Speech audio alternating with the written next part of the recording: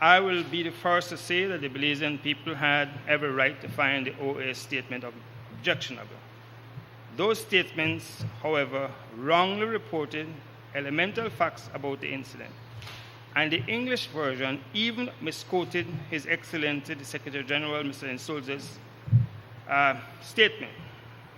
The Secretary General is a person with whom I have engaged with and in whom I have every confidence that he is a distinguished and honorable man, and that he and his Secretariat would not knowingly do anything that could be detrimental to Belize's interests. In fact, the Organization of American States is really a state to which every country in this hemisphere belongs, from the United States, from Canada up furthest north to Chile furthest south, and all the Caribbean countries. The Secretary General really is merely the spokesperson for the organization, and certainly we are clear that the countries of the organization would not, in fact, have endorsed the statement as it came out, because it clearly would not have reflected their own sentiments. Mr. Speaker, the Guatemala issue is a sensitive one in Belizean society. It has left deep scars in our body politic and is a source of much anxiety among our citizens.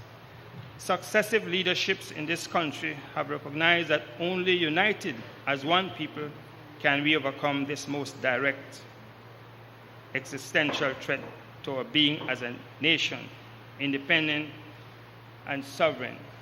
Indeed, Mr. Speaker, I would like to emphasize that the present UDP administration is simply following the roadmap that was led and drafted by the then government in power, People's United Party government, led by the Right Honorable Member for Fort George, the Honorable Syed Musa, when he was Prime Minister of this country. The initiative to engage the OAS, to establish the adjacency zone, to give the authority to the OAS to determine the solution in the failure of agreement, was all laid down, set out by the People's United Party government. When we came into office, we thought that that was the correct approach, and we have been subscribing to that roadmap. We have not diverted from it in any way, because we think it is in fact the correct position that has been adopted on this matter.